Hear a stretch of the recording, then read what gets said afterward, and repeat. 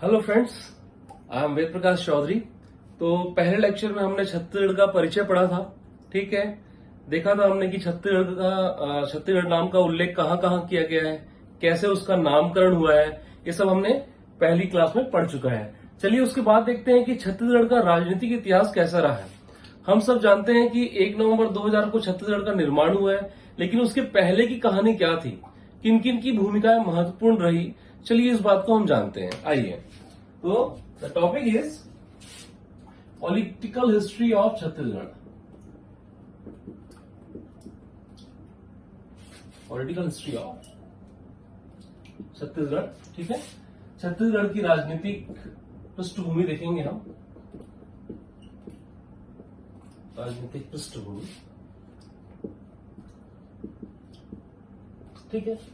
तो मैंने आपको बताया था पिछली क्लास में कि छत्तीसगढ़ में बहुत से वंशजों ने, बहुत से डायनेस्टी ने शासन किया है। ठीक है, जैसे महत्वपूर्ण शासक, यानी शासन के इन द सेंस उनके यहाँ पर क्या मिलते हैं, साक्ष्य मिलते हैं। इसका मतलब यहाँ के जो स्थानीय राजा थे उन्होंने उसकी अधिसत्ता स्वीकार कर ली थी। तो उनमें से आप देखोगे तो कौन है, मौर्य है, ठीक है, उसके बाद सातवाहन है, ठीक, गुप्त है, वकाटक है, ठीक है, दिल्ली सल्तनत है, ठीक है, उसके बाद मुगल है, फिर इनके समानांतर कलचुरी है और मराठा। तो आपको पता होना चाहिए, यहां से हम स्टार्ट करते हैं कि भास्कर पंत कौन है ये, तो रघु जी का ये क्या है, सेनापति है। ठीक, इसने 1741 में क्या कर दिया है, आपका आक्रमण कर दिया है, कहा, रतनपुर में, और उस समय वहां का शासक कौन है, रघुनाथ सिंह। ठीक है, तो ये घटना तो ये हो गई है, ठीक, 1741 की। ठीक, अब इसके बाद महत्वपूर्ण चीज क्या है वो सुनिए। आपको पता होगा कि 1857, ठीक, देश का पहला स्वतंत्रता इतिहास, या सॉरी, देश का पहला स्वतंत्रता संग्राम। ठीक है, इस समय क्या हो गया, जो देश की प्रमुख सत्ता थी, या हम बोले कि प्रशासनिक और जो राजनीतिक पावर था, वो किसके में आ गया, क्राउन में आ गया। क्राउन मतलब ब्रिटिश महारानी जो थी, उसके हाथ में पूरे भारत की शक्ति आ चुकी थी। तो अंग्रेजों ने सोचा कि इस तरीके से कि भैया बंगाल में हमारा अच्छा शासन है, ठीक, चेन्नई में है और मुंबई में है, यहां पर हमारी मजबूत पकड़ है, और अब हम यहां का पंजाब का क्षेत्र भी जीत चुके हैं। इसके पहले प्लासी के युद्ध में ही क्या हो चुका था, ये तय हो चुका था कि भारत का भविष्य कौन है, तो अंग्रेज है। ठीक, तो अब उन्होंने क्या किया, महारानी ने, कि शोषण तो होना है, या शोषण तो करेंगे इंडिया का, लेकिन उसका तरीका डिफरेंट होगा। तो क्या हुआ कि इनको बाकी क्षेत्रों में शासन करने में असुविधा होती थी। उसके तहत उन्होंने क्या किया, सबको अलग अलग राज्यों में, प्रांतों में, उस समय प्रांत हुआ करते थे, ठीक, तो क्षेत्र को अलग अलग प्रांतों में क्या हुआ, बांटना प्रारंभ किया, जिसे हम क्या बोलते हैं, पुनर्गठन। क्या कहते हैं, पुनर्गठन, या इसी को रीऑर्गेनाइजेशन, क्या कहते हैं, रीऑर्गेनाइजेशन। ठीक, समझ में आया। तो इसी का परिणाम दिखेगा, और छत्तीसगढ़ की कहानी यहीं से आपको प्रारंभ होती दिखाई देगी। एक तो आपने प्राचीन इतिहास में पढ़ लिया है कि भाई अंग्रेजों के समय से नहीं, छत्तीसगढ़ तो 1487 से के पहले से ही है ना, रामायण काल से। रामायण की अभिधा जितनी प्राचीन है, छत्तीसगढ़ का क्षेत्र भी उतना ही प्राचीन है, परंतु आधुनिक भारत में इसका प्रारंभ होता है 1861 से। ठीक है, 1861 से। 1861 में सबसे पहले मैंने आपको बताया कि राज्यों का, प्रांतों का पुनर्गठन प्रारंभ हुआ। तो 1861 में सबसे पहले मध्य प्रांत का गठन किया गया, सेंट्रल प्रोविंस। ठीक है, इसमें क्या इंपॉर्टेंट है कि इसके अंतर्गत 2 जिले बनाए गए, इसके अंतर्गत 2 जिले बनाए गए। उनका नाम था रायपुर एंड बिलासपुर। क्या नाम था, रायपुर एंड बिलासपुर। तो याद रखना, ये क्वेश्चन कई बार पूछा जा चुका है कि रायपुर और बिलासपुर का निर्माण समय क्या है, तो आंसर क्या होगा, 1861। लेकिन यहीं पे एग्जामिनर क्या करता है, घुमाने की कोशिश करता है आपको किस बेस पे, तो देखिए एक्चुअल में 1862 को छत्तीसगढ़ क्या बना, संभाग बना, ठीक है, संभाग बना, ठीक। और इसके अंतर्गत संबलपुर जिला, इसके अंतर्गत तीसरा जिला संबलपुर बनाया गया, ठीक। तो एग्जामिनर ने कई बार क्वेश्चन पूछ चुका है, आपको याद होगा, पुराने पीएससी क्वेश्चन देखोगे आप तो उसमें दिखेगा कि छत्तीसगढ़ संभाग का निर्माण, और उसमें ऑप्शन होता है 1861। तो सब बड़े गहराई से पढ़ते हैं कि रायपुर और बिलासपुर जिला बना था, तो उनको लगता है कि इसी के साथ छत्तीसगढ़ का निर्माण हुआ होगा या छत्तीसगढ़ संभाग बना होगा, पर ऐसा नहीं है। छत्तीसगढ़ संभाग बना 1862 में।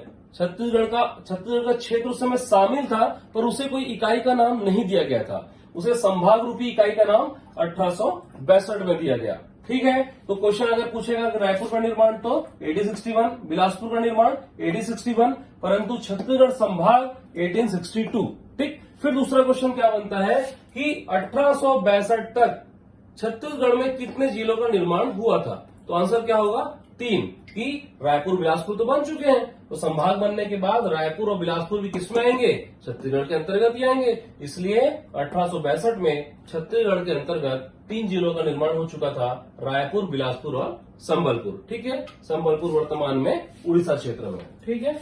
अब इसके बाद देखिए 1862 के बाद आता है 1903। तो 1903 में सेंट्रल प्रोविंस में बरार का क्षेत्र शामिल किया गया। किसका, बरार का क्षेत्र शामिल किया गया। ये बरार का क्षेत्र और कुछ नहीं, छत्तीसगढ़ का जो दक्षिणी क्षेत्र है और महाराष्ट्र का जो पूर्वी क्षेत्र है, उत्तर पूर्वी क्षेत्र, इसको मिला के क्या बनाया गया है, आपका बरार है। जो अभी आपका तेलंगाना का जो क्षेत्र आता है वर्तमान में, वो बरार के क्षेत्र में आता था, पूर्ण नहीं कुछ भाग, ठीक है। तो बरार में शामिल हो गया। अब बहुत ही महत्वपूर्ण चीज है कि 1905 तो आपको ये नाम सुनते ही स्वदेशी आंदोलन आ जाता होगा दिमाग में, और बंग भंग आंदोलन, ठीक है। वैसे भी अभी स्वदेशी बहुत चल रहा है, चाइना वालों का अपोज कर रहे हैं हम चाइनीज ऐप के द्वारा, ठीक है। तो बंग भंग आंदोलन आपको सुनाई याद आता होगा। तो उसमें क्या हुआ, बंग भंग आंदोलन में रीऑर्गेनाइज किया गया, भारत की एकता को तोड़ने का प्रयास किया अंग्रेजों द्वारा। तो उसमें क्या, बंगाल प्रांत का क्या किया गया, रीऑर्गेनाइजेशन, और मध्य प्रांत का भी। तो बंगाल प्रांत में तो आप जानते हो बांग्लादेश, पूर्वी बंगाल और पश्चिम बंगाल को अलग किया गया था, ठीक है। तो 1905 में जब सीपी का रीऑर्गेनाइजेशन किया गया, तो उसमें क्या किया गया, जो बंगाल प्रांत था उसके 5 क्षेत्रों को छत्तीसगढ़ में शामिल किया गया, और छत्तीसगढ़ के जो संबलपुर वाला जो जिला था, यानी संबलपुर का जो क्षेत्र था, उसमें 5 ऐसे क्षेत्र थे जिनको बंगाल प्रांत में दे दिया गया। तो भाई अब एग्जामिनर यहां से क्वेश्चन पूछ सकता है कि बताइए उनमें शामिल जिले कौन कौन से थे और उनमें हटाए गए कौन से थे, ठीक है। ऐड और रिमूव ऐसे याद रख सकते हैं इंग्लिश मीडियम वाले, कि कौन कौन से ऐड किए गए और कौन कौन से रिमूव किए गए। तो याद होना चाहिए आपको, जो ऊपर के 5 क्षेत्र हैं, ठीक है, ऊपर के 5 क्षेत्र हैं जो उन्हें क्या किया, जोड़ा गया। उनमें से है कोरिया, इस तरीके से लिखता हूं, नीचे लिख देता हूं, कोरिया, चांगभकार, उदयपुर, सरगुजा एवं जसपुर, ठीक। उसी तरीके से हटाए हुए क्षेत्र में जो कि संबलपुर क्षेत्र के थे, उनमें सबसे पहला आता है, यहां लिख देता हूं मैं 5 क्षेत्र का नाम,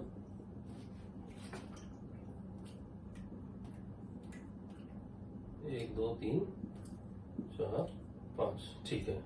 देखो पहला क्षेत्र का नाम था आपका रायराखोल, ठीक है, और था बामरा, और था सोनपुर, कालाहांडी, तथा 5वां जो है वो स्वयं संबलपुर रियासत थी, संबलपुर रियासत, ठीक है। कहीं कहीं एक नाम इस पे संबलपुर रियासत ना लिख के पाटन लिख देता है वो, ठीक है, तो कंफ्यूज नहीं होंगे उनसे। ठीक। तो 1905 में जो पुनर्गठन किया उसमें 5 क्षेत्र शामिल हुए छत्तीसगढ़ में और 5 क्षेत्र हटा दिए गए बंगाल प्रांत के लिए। ठीक है, समझ में आ गया। तो ये चीज 1905 तक हुई। अब उसके बाद पढ़ते हैं 1905 के बाद 1918 में पंडित सुंदरलाल शर्मा छत्तीसगढ़ का सुस्पष्ट मानचित्र खींचेंगे और यह क्वेश्चन व्यापम से लेकर पीएससी में कई बार आ चुका है। तो 1918 क्वेश्चन ऐसे पूछेगा कि छत्तीसगढ़ का सुस्पष्ट मानचित्र पहली बात किसके द्वारा खींचा गया, और दूसरा क्वेश्चन बनता है कब खींचा गया, तो होगा 1918 पंडित सुंदरलाल शर्मा जी द्वारा सुस्पष्ट मानचित्र खींचा गया छत्तीसगढ़ का। ठीक है, सुस्पष्ट मानचित्र खींचा गया। अब उसके बाद आप देखेंगे कि 1924 कब, 1924 में प्रथम विधायी प्रयास हुआ। प्रथम विधायी प्रयास, देखो ये क्वेश्चन पूछा जा चुका है और आगे भी पूछा जाएगा कि छत्तीसगढ़ की पृथक मांग हेतु प्रथम विधायी प्रयास कब किया गया, तो आंसर होगा 1924 में प्रथम विधायी प्रयास, द फर्स्ट लेजिस्लेटिव ट्राई किया गया किस चीज का, सेपरेट छत्तीसगढ़, पृथक छत्तीसगढ़ की मांग की गई, या पृथक छत्तीसगढ़ को बनाने हेतु मांग इनके द्वारा किया गया। किसके द्वारा, तो रायपुर जिला परिषद, उस समय ये विधायिका हुआ करती थी। ठीक है, रायपुर डिस्ट्रिक्ट काउंसिल द्वारा छत्तीसगढ़, पृथक छत्तीसगढ़ बनाने की मांग की गई और यही 1924 में छत्तीसगढ़ बनाने हेतु प्रथम विधायी प्रयास था। ठीक है, प्रथम विधायी प्रयास था। ठीक, अब देखिए 1924 में ही छत्तीसगढ़ शोषण विरोधी मंच, छत्तीसगढ़ विरोधी, शोषण विरोधी, छत्तीसगढ़ शोषण विरोधी मंच बनाया गया। किसके द्वारा बनाया गया, यह क्वेश्चन आ सकता है, तो ठाकुर प्यारेलाल प्लस वामन राव लाखे के सहयोग से। वामन राव लाखे साहब आपके रायपुर के, ठीक है, लाखे चौक भी रायपुर में। तो 1924 में छत्तीसगढ़ शोषण विरोधी मंच बनाया गया ठाकुर प्यारेलाल व वामन राव लाखे के द्वारा। ठीक है, अब इसके बाद देखने को मिलता है कि देखो ये तो आपको ये सब इसलिए बता रहा हूं कि यहां से 2-3 क्वेश्चन बन सकते हैं, मेंस की भी बन सकते हैं कि छत्तीसगढ़ निर्माण कैसे हुआ, इसकी पृष्ठभूमि का वर्णन करें, ये भी हो सकता है। इस तरीके से हो सकता है कि छत्तीसगढ़ के निर्माण में किन किन का योगदान रहा उसको आप वर्णित कीजिए, ये भी हो सकता है। ठीक, तो उसमें ये सब डेट्स आना चाहिए, डेट्स बहुत इंपॉर्टेंट है। अब 1939 में कांग्रेस का त्रिपुरी अधिवेशन हो रहा है, कांग्रेस का त्रिपुरी अधिवेशन। त्रिपुरी कौन सा क्षेत्र है, वर्तमान में जबलपुर के आसपास का क्षेत्र है त्रिपुरी क्षेत्र। ठीक, तो इस समय छत्तीसगढ़ से पंडित सुंदरलाल शर्मा, ठीक है, पंडित सुंदरलाल शर्मा तथा अन्य सदस्य मिलकर वहां पे शामिल होने गए थे और इन्होंने फिर से पृथक छत्तीसगढ़, सेपरेट छत्तीसगढ़ की निर्माण की अपनी क्या करी योजना रखी सबके सामने और वहां पे उसे माना भी गया। उसके बाद आपको बड़ी महत्वपूर्ण डेट है, पूछ भी चुका है एग्जाम में, 1 जनवरी 1948। ठीक, 1 जनवरी 1948 को ये क्या हो रहा है, 47 में देश आजाद हुआ 1947 को। उसके बाद क्या हुआ, जितनी भी रियासतें थी उनको भारतीय संघ में शामिल करने का प्रयास किया जा रहा था। उसी के तहत 1 जनवरी 1948 को छत्तीसगढ़ की समस्त 14 की 14 रियासतें भारतीय संघ में शामिल हो गई। ये बहुत ही इंपॉर्टेंट चीज है, ठीक है, बहुत ही इंपॉर्टेंट पॉइंट है ये। उसके बाद आपको देखना पड़ेगा, इस चीज को समझना पड़ेगा कि 48 के बाद घटनाएं क्या घट रही है। ठीक है, ये याद करने बड़ा ही आसान हो जाएगा कि 1948 के बाद देश में सभी लोग क्या करने लगे, अलग अलग राज्य की निर्माण की बात करने लगे, पृथक राज्य की। तो उनका आधार था कि भाई भाषा जिसकी अलग है वो अलग राज्य बन जाना चाहिए। परंतु जब नेहरू जी और पटेल जी ने इस पर चर्चा की, पट्टाभी सीतारामैया भी थे उसमें, तो उन्होंने भी पाया कि अगर हम भाषाई आधार पर अगर राज्यों को अलग कर दें तो देश की अखंडता और आपकी इंटीग्रिटी जो है, एकता, वो क्या हो सकती है, टूट सकती है, यूनिटी एंड इंटीग्रिटी क्या हो सकती है, उस पर बुरा प्रभाव पड़ सकता है। इसलिए उसको क्या किया उन्होंने, भाषा आधार पर बनाने के लिए मना कर दिया। फिर कई समितियां भी उस पर बनी, जैसे जेवीपी समिति है, ठीक है, जवाहरलाल नेहरू, सरदार वल्लभ भाई पटेल और आपका पट्टाभी सीतारमैया। लेकिन उस समय क्या हुआ कि 1953 में आंध्र प्रदेश में बहुत ही चर्चित नेता थे श्री रामुलु, ठीक। तो श्री रामुलु क्या हुआ था, भूख हड़ताल पे बैठे हुए थे और बहुत ही लंबी भूख हड़ताल हो चुकी थी अलग राज्य बनाने हेतु। तो क्या हुआ, इनकी अचानक सडनली क्या हो गई, डेथ हो गई, जिससे वहां पे जो माहौल था वो बहुत ही बिगड़ गया और आगजनी होने लगी। कई लोगों ने आत्महत्याएं भी कर ली। तो इस सच को देखते हुए आनंद फानन में 1 नवंबर, दिख रहा है इधर, 1 नवंबर 1953 को पहला स्टेट बन के आया, कौन, एपी, आंध्र प्रदेश। तो इसे तो भाषाई आधार पर आनंद फानन ने बना दिया, लेकिन उन्होंने सोचा कि ये इस तरीके से सही नहीं है, इसलिए उन्होंने तुरंत आयोग गठित किया। 1953 में बनने वाला आयोग का नाम था फजल अली आयोग। एक्चुअली आयोग था राज्य पुनर्गठन आयोग, उसके अध्यक्ष थे फजल अली, ठीक है। तो 1953 में, ठीक है, इसी के बाद आएगा 1953 में राज्य पुनर्गठन आयोग की स्थापना की गई।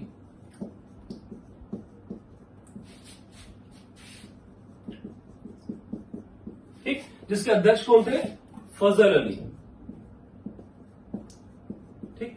तो इनके सामने भी छत्तीसगढ़ के नेताओं ने अपनी बात रखी कि छत्तीसगढ़ को क्यों पृथक रूप से रखना चाहिए, परंतु जब रिपोर्ट आई तो 1 नवंबर को 1956, 1 नवंबर 1956 को कुल 14 राज्यों के गठन की सिफारिश की, जिसको सिफारिश को सरकार ने पूर्णतः मान लिया और एमपी जो आपका सेंट्रल प्रोविंस था उसे मध्य प्रदेश के नाम से एक नया राज्य घोषित किया गया, जिसमें छत्तीसगढ़ इसमें शामिल था, जिसमें छत्तीसगढ़ शामिल था। इस बात का रोष तो था ही हमारे नेताओं में और इसलिए कई आंदोलन भी किए गए। तो उसमें सबसे पहला आंदोलन आता है राजनांदगांव में। बहुत ही जोर शोर से इसका प्रभाव देखने को मिलेगा आपको कि इसको देखते हुए 1956 में डॉक्टर खूबचंद बघेल ने छत्तीसगढ़ महासभा का आयोजन किया। इसका छत्तीसगढ़ महासभा का। तो 1956 में